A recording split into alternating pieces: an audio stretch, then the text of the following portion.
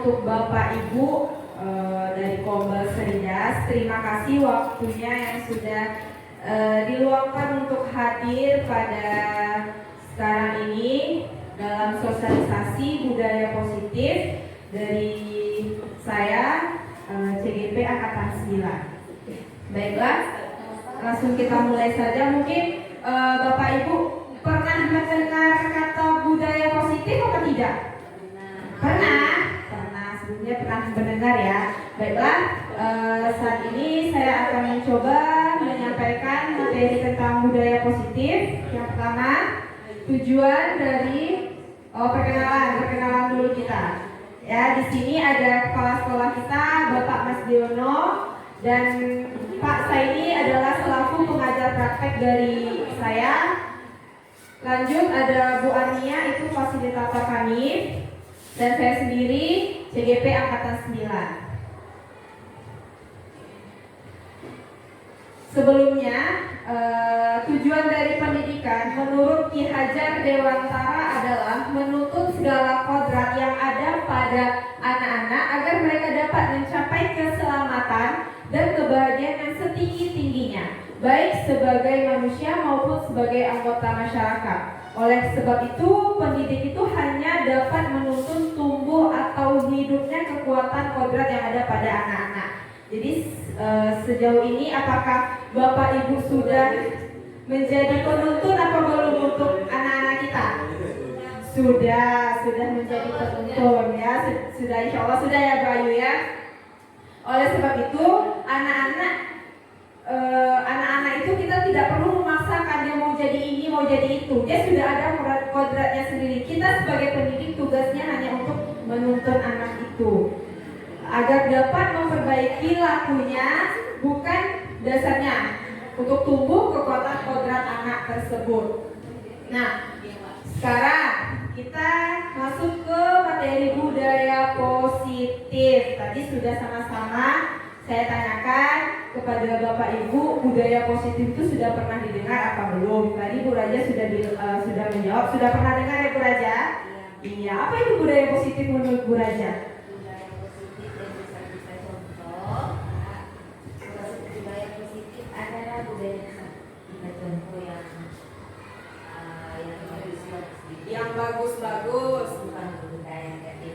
Oke, terima kasih Bu Raja. Oke, berdasarkan pendapat Bu Raja, budaya positif itu adalah budaya yang bisa kita contoh, yang baik-baik, betul. Nah, di sini budaya positif itu suatu kebiasaan atau nilai-nilai yang bersifat positif, yang tujuannya untuk menumbuhkan motivasi intrinsik pada murid untuk menjadi pribadi yang bertanggung jawab, berbudi pekerti luhur, serta akhlak yang mulia. Nah, sekarang Bapak Ibu, apakah budaya positif itu sudah kita terapkan kepada anak murid kita di kelas? Sudah. Budaya positif juga bertujuan untuk menciptakan kebiasaan di sekolah yang berpihak pada murid, agar mereka dapat berkembang menjadi pribadi yang kritis dan bertanggung jawab. Kita lanjut. Nah, dari konsep budaya positif ini ada beberapa konsep inti dari budaya positif itu perubahan paradigma belajar. Mungkin dari beberapa materi yang ada di depan, ada beberapa yang sudah Bapak Ibu terapkan, ada yang mungkin baru terdengar, baru dikenal kata-katanya. Disiplin positif, nilai-nilai kebajikan, kebutuhan dasar manusia, motivasi perilaku manusia, posisi kontrol guru, keyakinan kelas, segitiga restitusi. Saya ingin bertanya ini Bapak Ibu, dari konsep inti ini yang mana yang sudah ada pada diri kita sebagai guru? Kira-kira yang mana yang mungkin sudah diterapkan di kelas, mungkin sudah diterapkan pada diri kita? Yang mana kira-kira? Masih belum ya. Kita akan bahas bersama-sama konsep inti ini apa saja maksudnya. Kita masuk pertama, pembelajaran dengan paradigma baru. Pembelajaran dengan paradigma baru merupakan pembelajaran dirancang berdasarkan prinsip pembelajaran berdiferensiasi, ya, berpusat pada murid, sehingga para peserta didik belajar sesuai dengan kebutuhan berdasarkan tahap perkembangannya. Sekarang kita sudah memakai kurikulum merdeka, ya, Bapak Ibu, itu harus disesuaikan dengan teori psikologi modern untuk mewujudkan profil pelajar Pancasila. Ya, mungkin sama-sama kita ketahui pelajar Pancasila itu profil pelajar Pancasila yang pertama apa, Bapak Ibu? Beriman dan bertakwa kepada Tuhan Yang Maha Esa. Ada juga berkebinekaan global, bergotong royong, kreatif, bernalar kritis, dan mandiri. Nah, diharapkan untuk pembelajaran dengan paradigma baru, kita juga dapat menyesuaikan dan mewujudkan profil pelajar Pancasila. Perubahan paradigma belajar. Dalam membangun budaya positif, sekolah dapat menyediakan lingkungan yang positif juga. Selain positif, aman, nyaman, dan tenang bagi anak-anak, agar siswa mampu berpikir dan bertindak dan mencipta dengan merdeka, mandiri, dan bertanggung jawab tanpa ada rasa keterpaksaan lagi ke sekolah. Jadi jika lingkungan aman, nyaman, dan tenang, anak-anak pun juga merasa aman ke sekolah.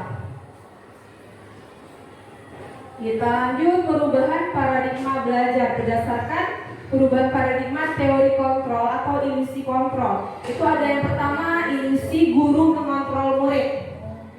Yang kedua, ilusi bahwa semua penguatan positif efektif dan sangat bermanfaat.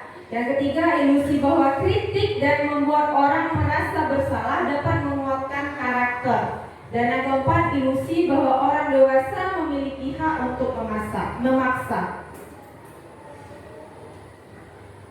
Nah, di sini ada paradigma stimulus respon ke pendekatan teori kontrol. Siapakah sesungguhnya yang memiliki kontrol? Nah, di sini coba kita sama-sama lihat di tabel ini ada stimulasi respon, ada teori kontrol.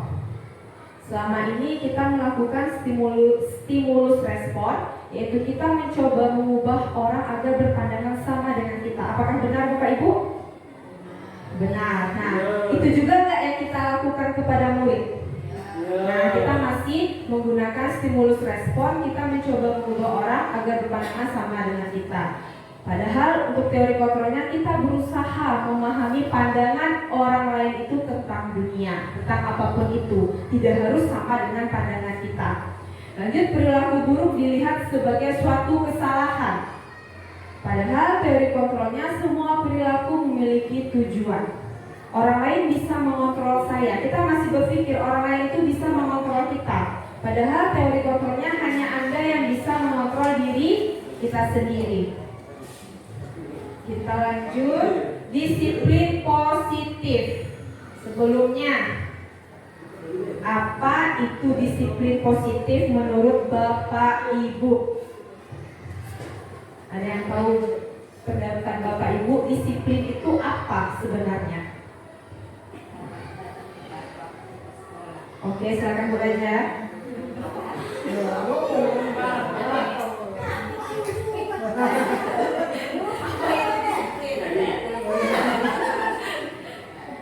Menurut Bapak Ibu, disiplin itu apa?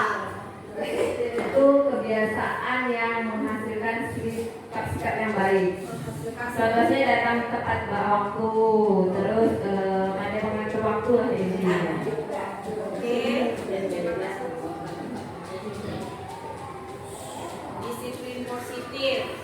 Nah, disiplin positif. Nah, disiplin positif itu berasal dari kata disiplina yang artinya belajar.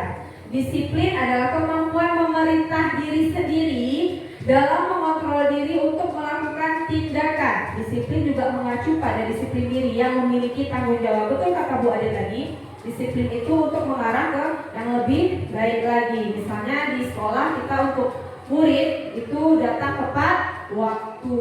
Disiplin positif merupakan salah satu cara penerapan disiplin yang bertujuan untuk menumbuhkan kesadaran. Nah, sebelum kita menyuruh anak-anak kita disiplin, Apakah kita gurunya sudah sadar sendiri apa pentingnya disiplin itu, Bapak Ibu? Sudah ya? Sudah.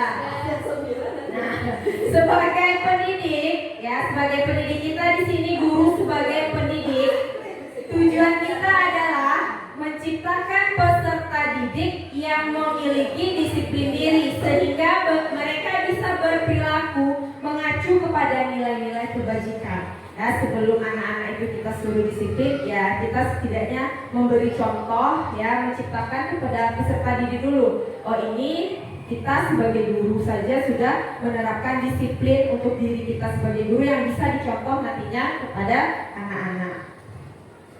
Kita lanjut. Ada nilai-nilai kebajikan yang bersifat positif pada manusia yang merupakan tujuan mulia yang ingin dicapai. Ada beberapa nilai positif yang ingin dicapai oleh setiap anak Indonesia. Mungkin kita sebagai guru juga mengharapkan nilai-nilai kebajikan ini juga yang akan nantinya dicapai oleh anak-anak kita. Nilai kebajikan ini berdasarkan profil pelajar Pancasila yang tadi kita bahas di awal. Yang pertama, adanya beriman, bertakwa kepada Tuhan yang Maha Esa, berakhlak mulia, mandiri, bernalar kritis, berkebinekaan global, bergotong royong dan kreatif. Ini beberapa nilai kebajikan yang saya paparkan. Menurut Bapak Ibu, apalagi nilai kebajikan yang bisa kita terapkan di sekolah kita ini untuk menciptakan budaya positif? Misalkan tadi datang tepat waktu, disiplin, bisa bertanggung jawab. Oh sudah bertanggung jawab. Apalagi kira-kira nilai kebajikan yang bisa kita terapkan kepada anak-anak kita di sekolah agar menciptakan budaya positif di sekolah kita? Oke, silakan Bu. Sholat berjamaah. Sholat berjamaah, nilai kebajikannya apa kira-kira Bu? Beriman dan bertakwa. Ya, selain itu, apakah ada lagi nilai kebajikan? Kesabaran, apakah kita sudah melatih nilai kebajikan kesabaran kepada anak-anak kita, Bapak Ibu? Sudah, ada nilai kesabaran. Kejujuran, apakah juga termasuk, Bapak Ibu? Nah, kesabaran, kejujuran, peduli? Sudah, berarti sudah ada nilai kebajikan, kejujuran, kesabaran, peduli. Ini ada beberapa contoh nilai-nilai kebajikan, nilai yang disepakati bersama. Nilai kebajikan itu nilai yang disepakati bersama, lepas dari suku bangsa. Jadi nilai kebajikan itu kita tidak memandang suku, tidak memandang bangsa, tidak memandang agama, bahasa maupun latar belakangnya. Contoh nilai kebajikan pada organisasi di lingkungan sekolah, mungkin kita sudah menerapkan nilai-nilai yang ada pada profil pelajar Pancasila, yaitu beriman, berkebinekaan global, gotong royong, mandiri, kreatif, dan bernalar kritis. Pada keterampilan diri kita, pada diri kita sendiri, kita juga bisa menerapkan nilai kebajikan, yaitu dapat dipercaya, pendengar yang aktif. Apakah Bapak Ibu sudah menjadi pendengar yang aktif untuk diri Bapak Ibu terhadap anak-anak Bapak Ibu? Sudah. Lalu tadi juga ada tambahan nilai kebajikan, yaitu kejujuran, kesabaran, dan peduli. Nah, sekarang kita masuk ke kebutuhan dasar manusia. Kita sebagai manusia, apakah kita mengetahui apa dasar kebutuhan pada manusia, Bapak Ibu?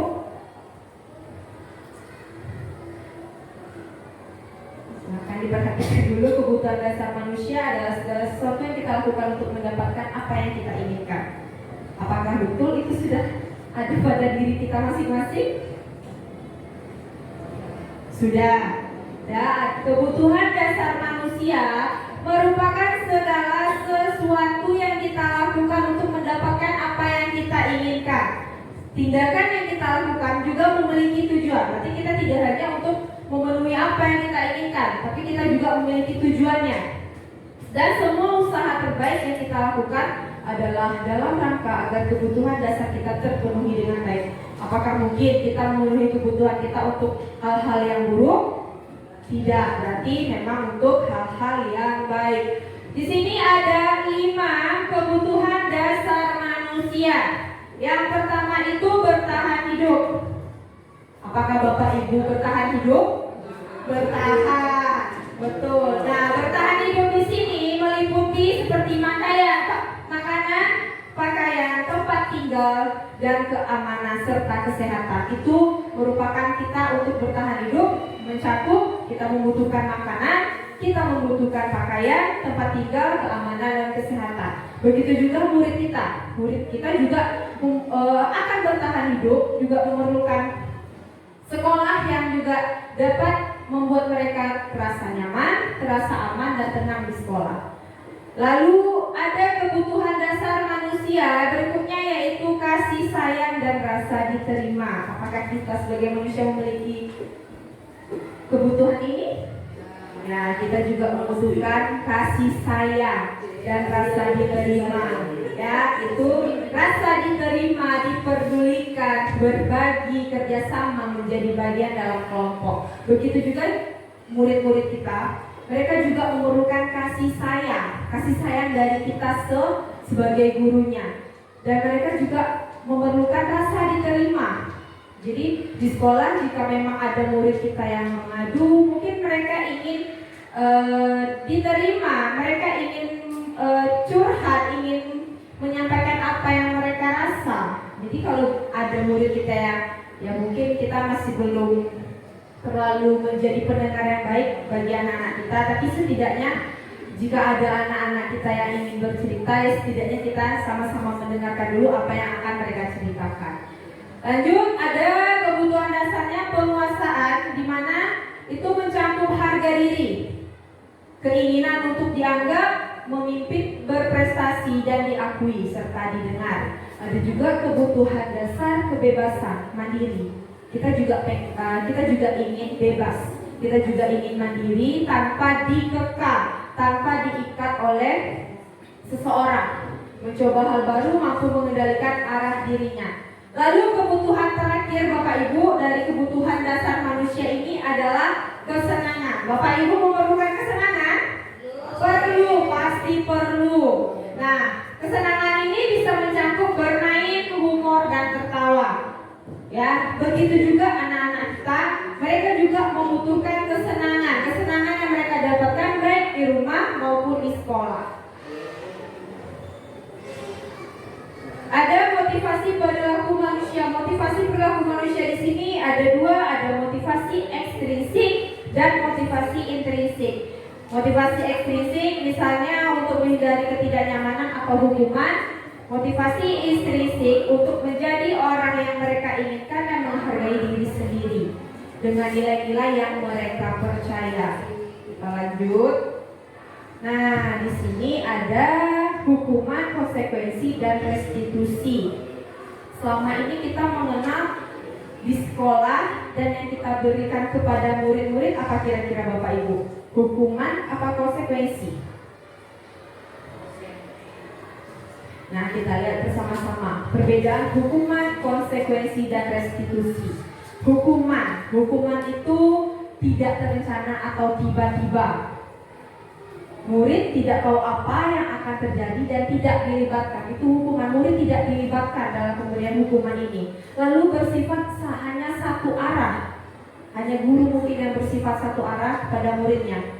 Lalu berupa hukuman fisik dan psikis.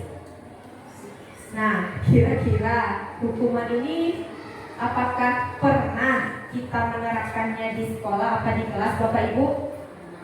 Pernah, ya, mungkin pernah. Lalu konsekuensi itu terencana atau disepakati sesuai peraturan. Ya, bedanya murid tetap dibuat tidak nyaman, dan ketika sikap guru selalu memonitor murid. Apakah kita juga menerapkan konsekuensi ini di kelas atau di sekolah Bapak Ibu? Pernah. Nah, lalu yang ketiga restitusi. Mungkin ini bahasa baru yang Bapak Ibu kenal, sama seperti saya juga baru mendengar restitusi ini. Nah, restitusi ini merupakan proses menciptakan kondisi bagi murid untuk memperbaiki kesalahan. Mungkin kita sudah menerapkan restitusi ini di sekolah di saat anak-anak mengalami permasalahan, apakah itu anak-anak berantem dengan teman-temannya, pasti kita sudah menerapkan ini, cuman atau kita belum terstruktur aja langkah-langkahnya. proses kolaboratif yang mengajarkan murid untuk mencari solusinya sendiri. Nanti akan kita bahas tentang restitusi ini. Nah, 5 posisi kontrol guru. Berarti ini posisi kita Bapak Ibu. Posisi kita, ya. Posisi kita yang sudah kita terapkan atau yang belum kita terapkan.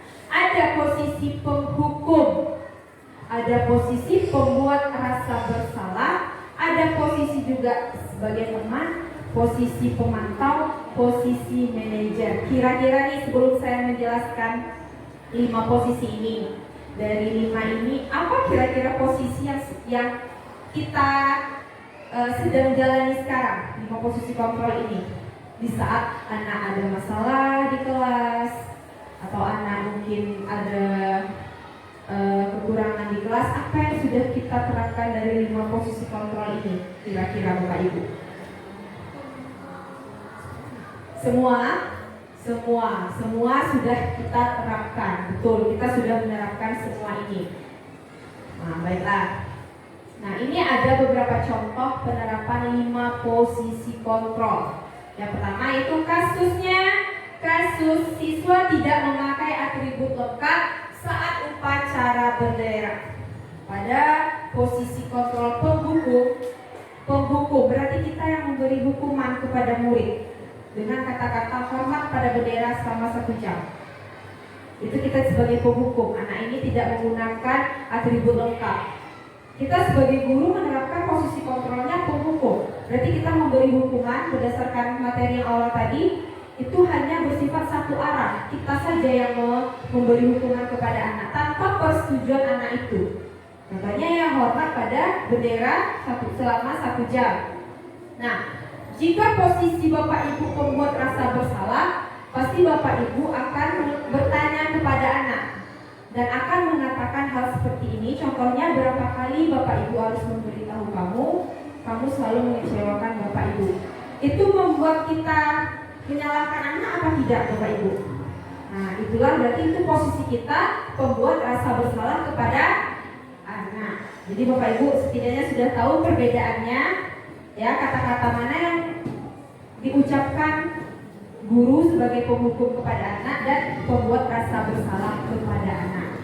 Dari 5 itu nanti kita akan mengetahui posisi mana yang harusnya kita miliki.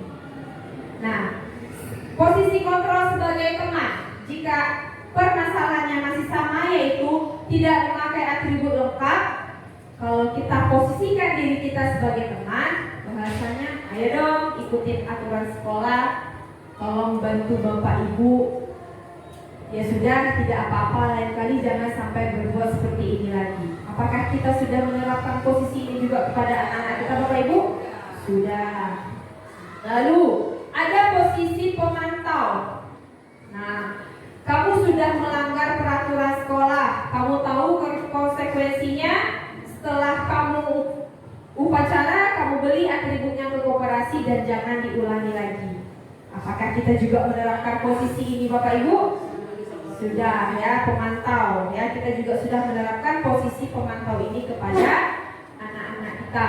Nah, posisi terakhir yaitu manajer. Ya, apakah kamu tahu kesalahanmu? Kira-kira bagaimana kamu memperbaiki kesalahanmu? Nah, kalau manajer ini, baiklah ya.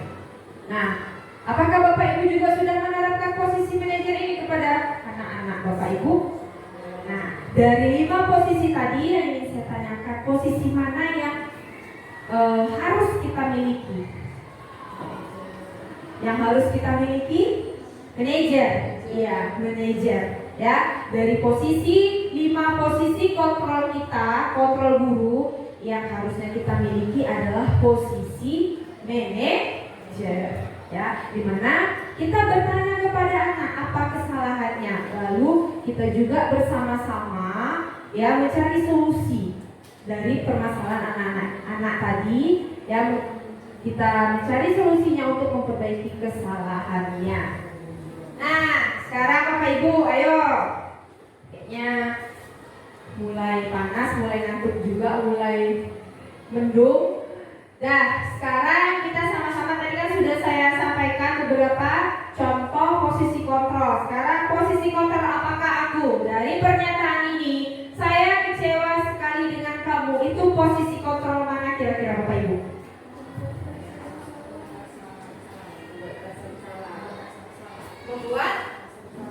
Membuat rasa bersalah. Saya kecewa sekali dengan kamu. Ini adalah posisi kontrol pembuat rasa bersalah.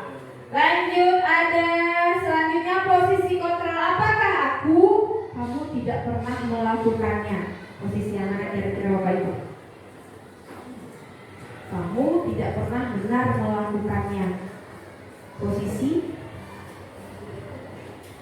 tadi ada posisi penghukum, pembuat rasa bersalah, pemantau, teman, dan yang kelima tadi manajer. Pembuat rasa bersalah. Oke, betul. Lanjut, posisi kontrol apakah aku? Apa rencanamu untuk menyelesaikan masalah ini? Manajer, sepakat? Sepakat. Lanjut, posisi kontrol apakah aku? Ayolah lakukan demi Bapak Ibu. Teman. Bentar. Lanjut, posisi kontrol apakah aku? Kamu tidak pernah mendapat nilai jika tidak mengerjakan tugas.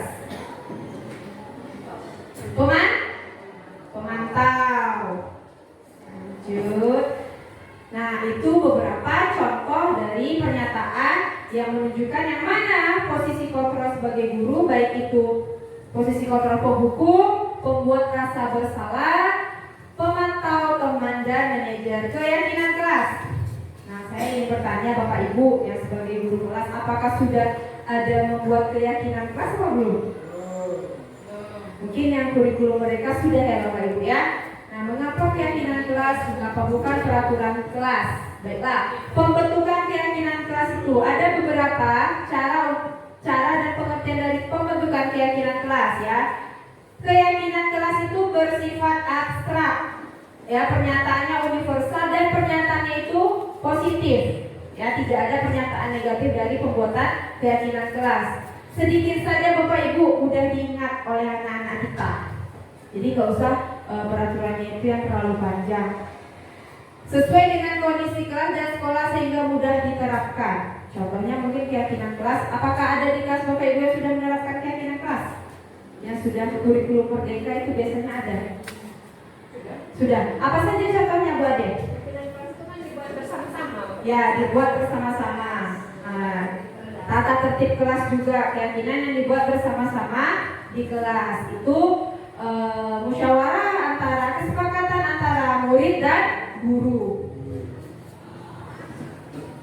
Nah, ini tadi Bapak Ibu yang kita mendengar kata-kata restitusi. Restitusi itu segitiga restitusi di mana ada tahapan dari segitiga restitusi itu menstabilkan identitas, ada validasi tindakan yang salah, menanyakan keyakinan ini. Biasanya kita gunakan itu di saat anak-anak sedang bermasalah, yang lagi berantem sama kawannya. Nah, kita terapkanlah segitiga restitusi ini Bapak Ibu. Itu suatu proses dialog yang dijalankan oleh guru dan anak agar dapat menghasilkan murid yang mandiri dan bertanggung jawab. Selama ini sebenarnya kita sudah melaksanakan itu Bapak Ibu. Ya, anak yang berkelahi dengan teman pasti kita langsung, kamu kenapa berkelahi? Kita menanyakan alasannya. Ya kan Bapak Ibu, cuma mungkin masih belum terstruktur saja dengan segitiga restitusinya. Nah, menstabilkan identitas. Nah, menstabilkan identitas ini berdasarkan prinsip membuat kesalahan adalah bagian dari proses pembelajaran. Ini kata-kata nih yang bisa kita gunakan. Jadi kita jangan lagi menggunakan kata kamu kenapa. Jadi kita gunakanlah dengan kata-kata yang lebih halus lagi ya Bapak Ibu. Mungkin masih belum terbiasa ya Bapak Ibu. Ya mungkin masih belum terbiasa sama Bapak Ibu. Saya pun juga ya masih belum terbiasa menggunakan kata-kata yang mungkin halus kepada anak. Tapi setidaknya dengan menggunakan segitiga restitusi kita tahu, oh seperti ini bisa kita menghadapi masalah anak. Nah contohnya berbuat salah itu ya menstabilkan identitas. Tidak ada manusia yang sempurna. Kita pasti bertanya, kamu berbuat berbuat apa, salahnya apa. Lalu kita memberi juga penguatan, Bapak Ibu juga pernah melakukan itu. Nah, di situ kan anak-anak, oh jadi ternyata saya tidak terlalu disalahkan oleh guru saya. Bapak Ibu tidak mau mencari siapa yang salah dan siapa yang benar. Mungkin kita sudah menggunakan bahasa ini juga, Bapak Ibu. Nih, menggunakan bahasa ini juga. Kita kan tidak akan menyalahkan siapapun dalam permasalahan anak kita saat berantem. Nah, lalu kamu berhak merasa begitu. Mungkin anak saat berantem anak ini, saya emosi Bu, saya ditinju, saya di sini. Ya udah. Ya, kita bisa menggunakan kata kamu berhak mungkin merasakan seperti itu. Kamu mungkin merasa marah ya, ibu maklumi kamu merasa marah karena diganggu sama teman. Itu adalah menstabilkan identitas.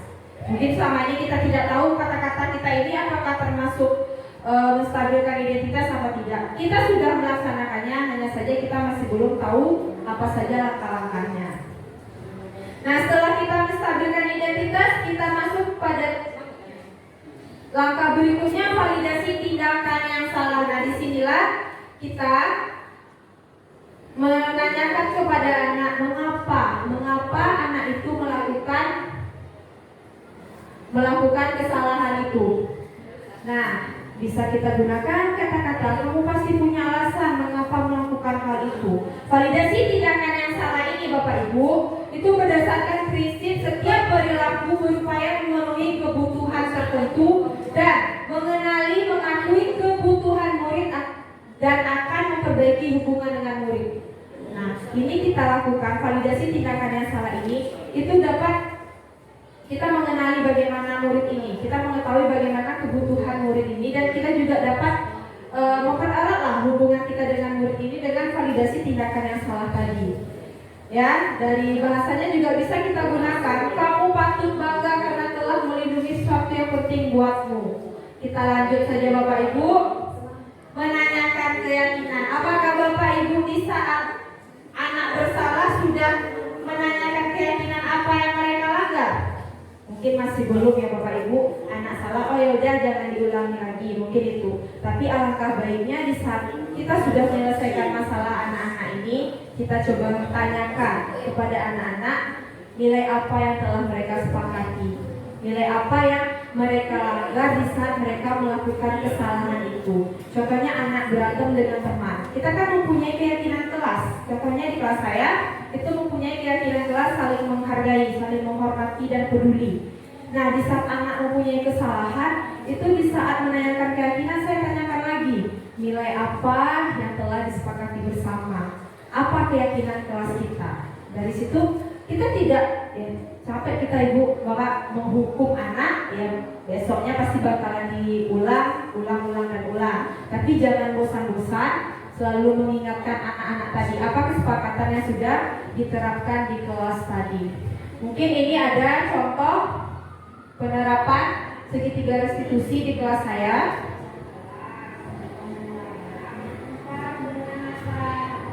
Ini adalah contoh penerapan segitiga restitusi, yaitu menstabilkan identitas. Di mana kasusnya anak ini berantem dengan temannya karena temannya mengambil barang milik pribadi anak ini yang bernama Maulana.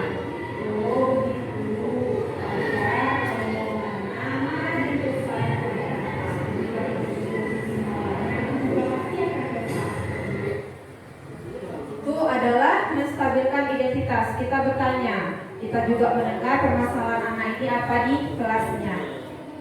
Lalu setelah menstabilkan identitas, validasi tindakan yang salah.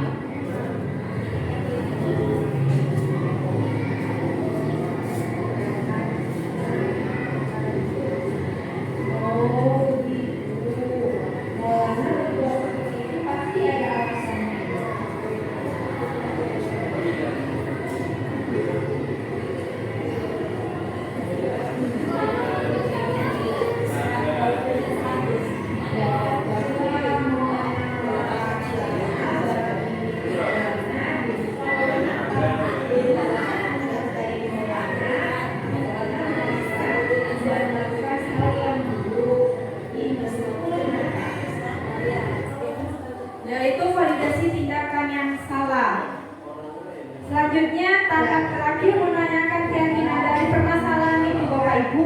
Silakan kita tanyakan nilai keyakinan apa, keyakinan kelas yang mana yang sudah anak-anak ini tidak laksanakan, dan nilai apa yang tidak mereka terapkan pada diri mereka.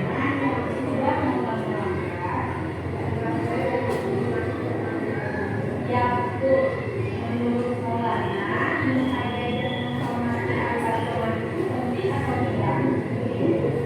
Baik, jika iya, jadi apa yang menentukan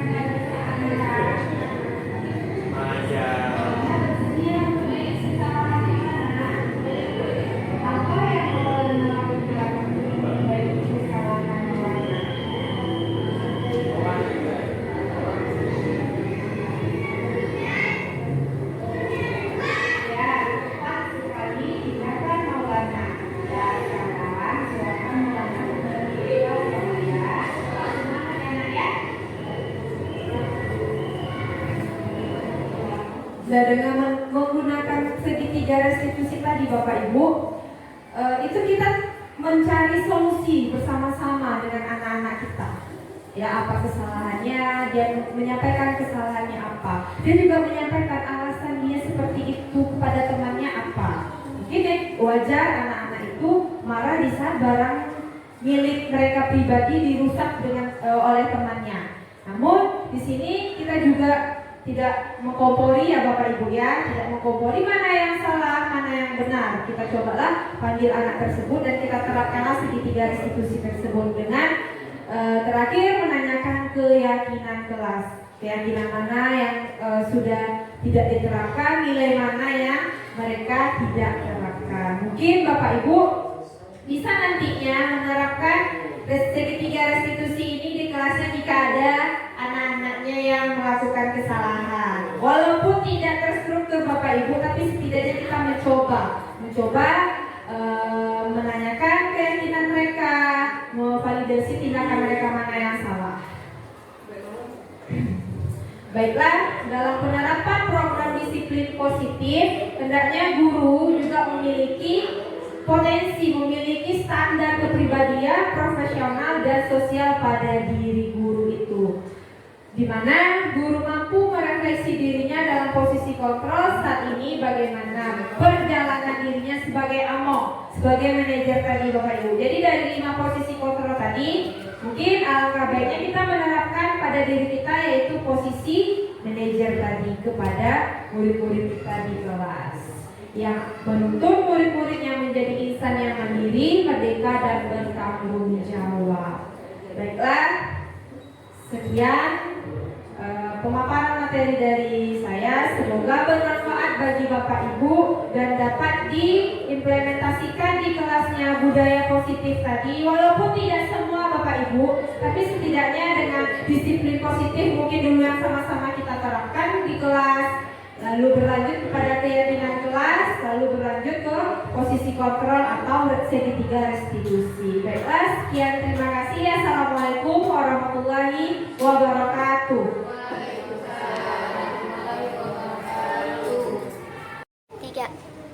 Oke, selamat siang anak-anak ibu semua. Ini siang apa pagi? Siang apa pagi? Siapa yang bisa mimpin ke depan? Tepuk semangat. Oke, Nathan. Ayo. Bu. Ya sabar, ganti-gantian Nathan dulu. Ganti-gantian Nathan. Di mana semangatku tahu kan? Ayo, 1, 2, 3. Mana semangatmu? Ini semangatmu. Mana semangatmu? Ini semangatmu. Semangat 1. Semangat 2. Semangat 3. Semangat.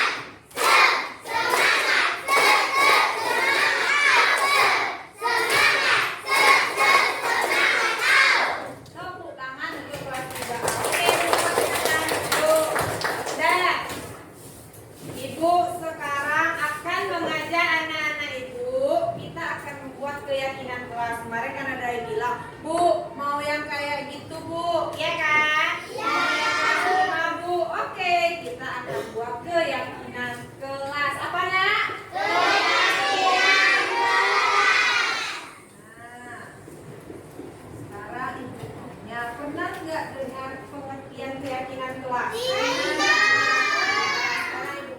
siapa yang sudah pernah ya mendengar keyakinan kelas? Apa keyakinan kelas itu? Yang bisa tunjuk tangan seperti biasa, tangan kanan. Oke, Razik.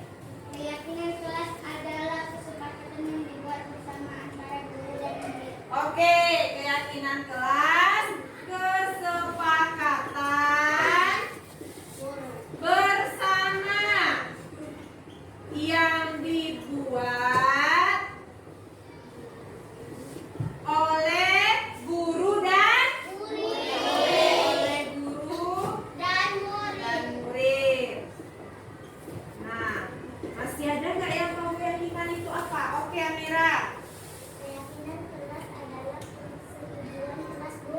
Persetujuan kelas. Persetujuan kelas. Ada lagi nggak yang bisa? Satu lagi, Hafiz. Kesepakatan bersama, Bu. Kesepakatan bersama. Oke. Kesepakatan bersama. Nah, sekarang apa beda peraturan sama keyakinan kelas? Pernah mendengar peraturan? Pernah. Keyakinan kelas ini baru didengar apa? Udah lama? Nah, biasanya anak-anak ibu mendengar tentang peraturan dan biasanya mendengar peraturan kelas. Nah, kalau peraturan kelas itu, peraturan sekolah itu dibuatnya hanya satu pihak. Yang dibuat itu hanya dibuat oleh sekolah. Kalau keyakinan itu kita buatnya bersama-sama. Seperti pengertiannya, keyakinan kelas, kesepakatan bersama, persetujuan bersama di kelas antara ibu dan anak-anak ibu. Ada berapa jumlah kelas kita ini? 32. Berarti nanti ada 32. Tapi ada yang tak hadir ya, karena berhalangan hadir hari ini. Nah, nanti masing-masing anak-anak ibu kita akan membuat kesepakatan kelas kita. Apa yang akan kita inginkan untuk kelas kita? Ingin seperti apa kalau kita belajar di kelas? Ingin seperti apa kelas ini? Ya? Oke, kalau ingin berpendapat biasa seperti apa? Angkat tangan. Oke. Amar ingin seperti apa kelasnya? Bersih, rapi. Terus, kalau kita belajar ingin suasana belajarnya yang seperti apa, Karisma? Indah. Oke, Arvida. Diam. Oke, saat belajar diam. Oke, lanjut. Balkis. Inginnya itu kelasnya seperti apa? Ingin belajarnya itu seperti apa? Tenang. Oke, Maulana. Damai. Oke, Amira. Inginnya seperti apa? Itu di kelas dulu ya, Nak ya. Ingin seperti apa? Nyaman juga. Nah, itu kelas. Tenang. Nah, itu untuk kelas. Lalu anak-anak ibu inginnya ya belajar itu seperti apa? Nyaman dengar. Tidak ada yang ngobrol. Terus kalau mengerjakan tugas bagaimana? Harus gimana? Tugasnya dikumpul tepat waktu. Itu adalah contoh-contoh dari keyakinan kelas. Nah, keyakinan yang nanti kita buat, kita sepakati bersama, ibu akan minta tanda tangan anak-anak ibu. Nah, bisa kan tanda tangan? Setelah ibu tanya pendapat kelas 3A satu-satu, nanti kalian buat pendapatnya. Ibu minta nanti anak-anak ibu membacakan apa yang sudah ditulis, ya. Ya, bacakan. Setelah dibacakan kita sama-sama tempel di depan. Setelah kita tempel, ibu akan bacakan semuanya. Setelah ibu bacakan, baru kita sepakati apa keyakinan kelas. Kalau keyakinan kelas sudah disepakati, berarti harus dilaksanakan. Dilaksanakannya dengan sepenuh hati apa dengan terpaksa? bisa? Bisa. Oke, kita mulai. Ibu sudah memberikan kertas kepada anak-anak ibu. Silakan anak-anak ibu tulis apa kira-kira keyakinan kelas yang anak-anak ibu inginkan di dalam kelas, proses belajar yang bagaimana anak-anak ibu inginkan. Silakan ditulis. Di mana, Bu? Di kertas itu. Di bawahnya aja bikin. Ingin belajar seperti apa? Tulis aja di bawah juga boleh. Ingin belajar yang nyaman.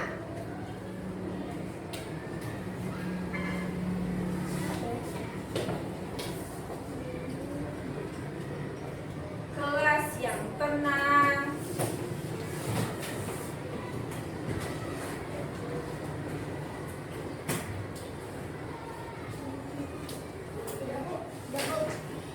Sudah? Oke, yang belum boleh ditulis aja dulu.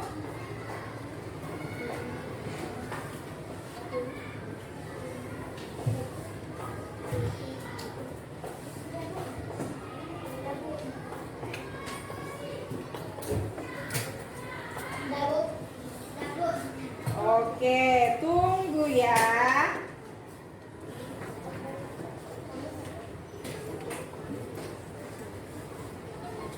Ya udah? Udah.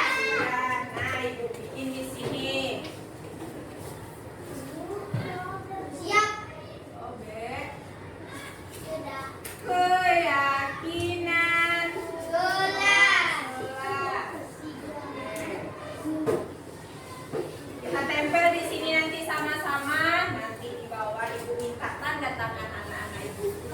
Tanda sepakat kalau kita sudah membuat keyakinan kelas. Kita harus belajar buat tanda tangan. Saya bisa, Bu. Saya nggak bisa, Bu. Saya bisa. Kalau mau ke sekolah, Mak. Nah, pasti bisa Mau kan? ke sekolah. Enggak, itu punya ibu. Nah, dan oke, udah ada siap? Mulai dari yang pertama. Siapa yang mau membacakan hasil yang dibuat? Saya.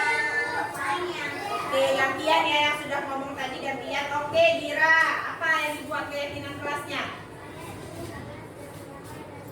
Oke, ingin kelas yang damai dan tenang ya. Oke, keyakinan kelasnya yang dibaca ya nak ya. Oke, lanjut Amar. Ingin belajar yang tenang. Ingin belajar yang tenang. Ada yang lain nggak? Coba, Amira. Tidak ngobrol, Bakis. Aman, damai, dan nyaman. Apalagi yang keyakinan kelasnya? Ayo, Aska. Tidak bising. Tidak bising. Apalagi keyakinan kelas yang mau kalian terapkan? Karena suasana yang nyaman. Ergi, Ingin belajar dengan nyaman dan tidak ngobrol. Saya nyaman dan tidak ngobrol. Hafiz, tidak banyak ngobrol. tidak banyak ngobrol. Siapa Gunawan? Saya ingin belajar yang nyaman dan tenang.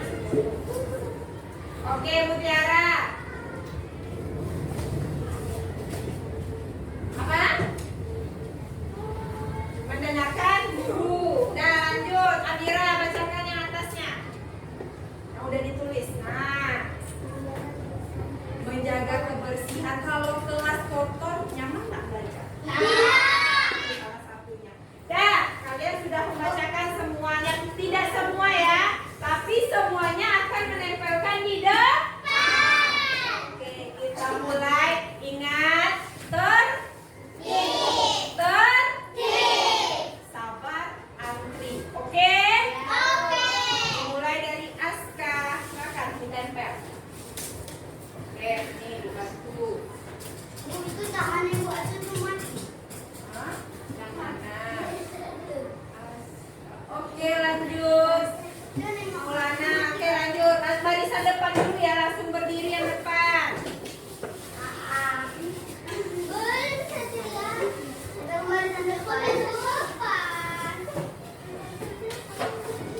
Iya kan Satria depan. Lanjut.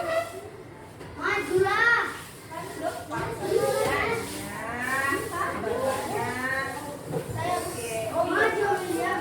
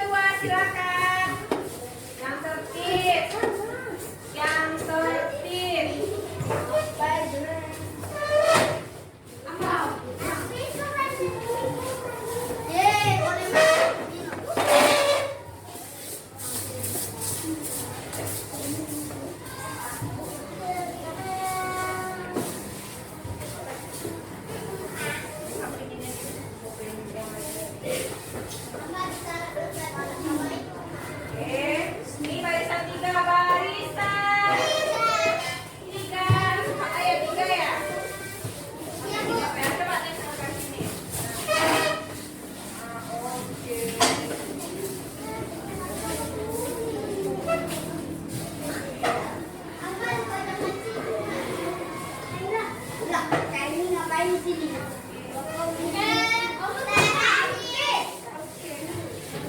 Ya, duduk. Kita panggil ibu. Kawan yang enggak itu punya ibu. Nah, itu punya ibu kok.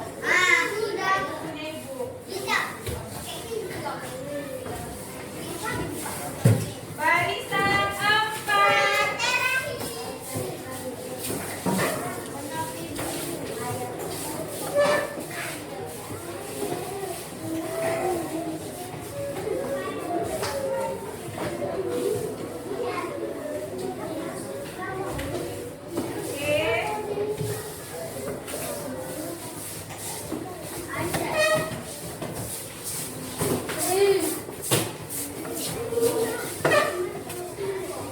Habis?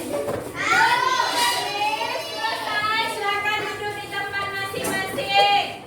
Dah, Ibu akan coba bacakan keyakinan kelas pendapat kelas 3A.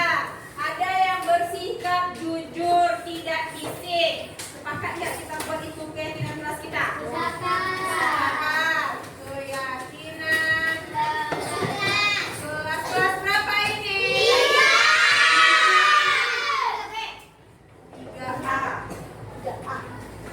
Nah, pintar, iya pintar. Iya, Bu. Iya. Iya. Oke. Tiga di mana? Tiga deh. Yang pertama ada bersikap jujur. Nah, lanjut. Tidak Si. fisik. Saat apa, Nak? Fisik. Saat belajar. Oke, Ibu coba bacakan lagi ya. Ada yang berdoa sebelum dan sesudah belajar. Ada juga bersama-sama menjaga kebersihan dan ketertiban kelas. Ada juga belajar lebih tertib. Ya, duduk bagus-bagus.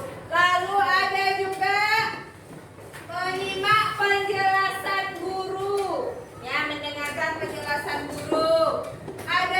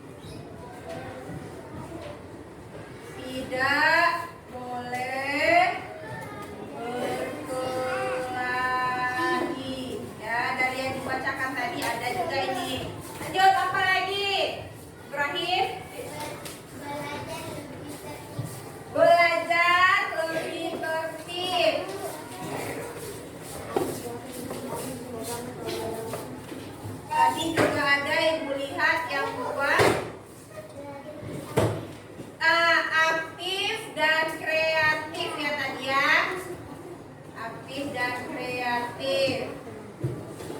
Maulana. Oke, siapa? Maulana? Maulana, ayo. Tanggung jawab. Bertanggung jawab. Ibu. Sabar. Ibu. Ibu. Apa Nathan? Ayo. Bertanggung jawab kepada sekolah. Bertanggung jawab kepada sekolah. Berarti itu apa? Apa lagi? Satu lagi bertanggung jawab udah. Satu lagi apa? Razid. Mendengarkan kakak. Oke, mendengarkan penjelasan guru.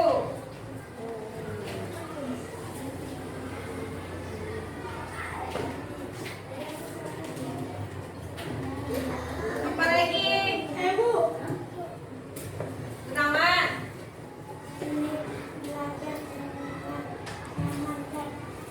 Berarti dengan tenang. Nah, berarti belajar tenang. Sopan. Oke, sopan. Sopan, santun dan ramah. Ramah itu apa? Kalau ada teman, ada guru disapa. Jangan ada tamu juga disapa. Aman. Coba lihat udah berapa menit. Ayo, apa lagi nih? Bu, Aksa. Apa Aska? Ayo. 16. Bekerja sama. Bekerja sama.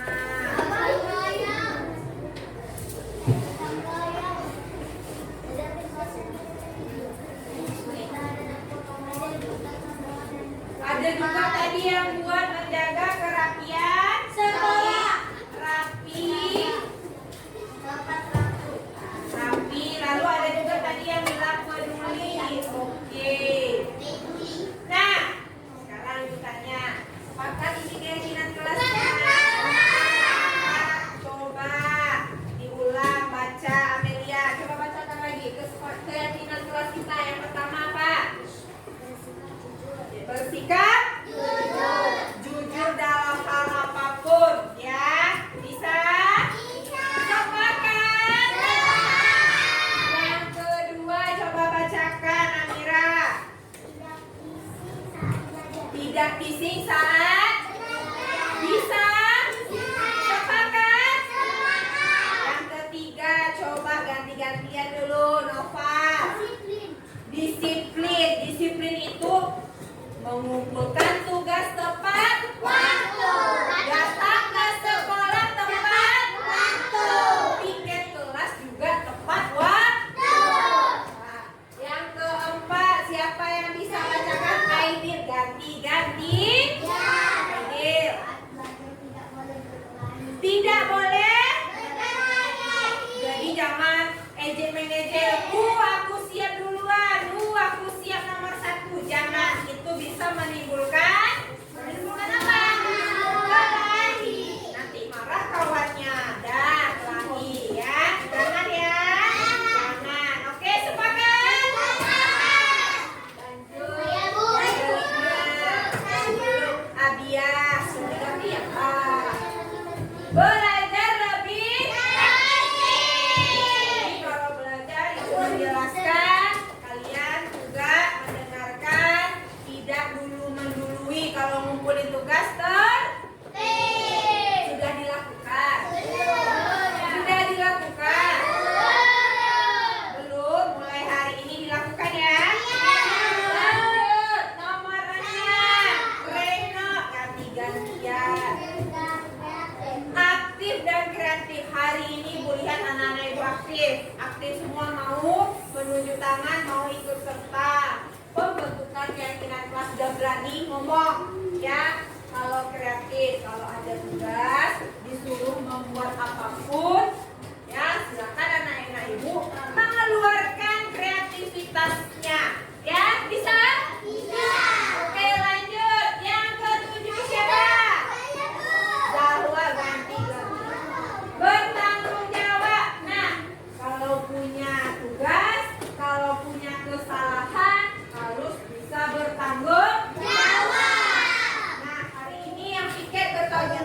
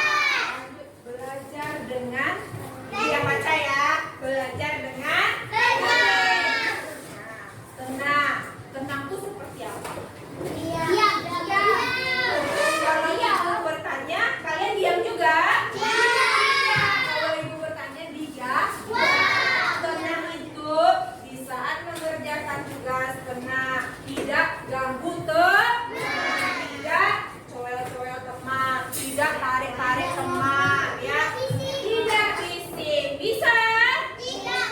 Sepakat?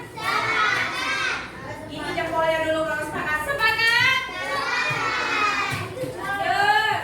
Nomor berapa lagi? Siapa yang bisa dengan dengan bacakan sopan, santun, dan ramah. Sudah sopan belum? Sudah ramah belum? Sopan santun. Jika bertemu dengan orang yang lebih tua, jalannya jangan lari depan orang tua. Jangan, jalannya baik, Mbak. Nah, sopan, boleh duduk juga. Ada guru, ada tamu, gimana? Bu, salam nanti gurunya, Bu. Cukup disapa Ibu. Gimana? Kalau gurunya dekat bisa disalam, bisa. Ada tamu datang, mau itu dari manapun, kalau ke sekolah berkunjung, lewat di depan anak-anak Ibu, masuk ke kelas anak-anak Ibu, disalib, ya. Tapi kalau cuma sampai luar, disapa. Kalian di luar, di dalam ya, cukup disapa aja.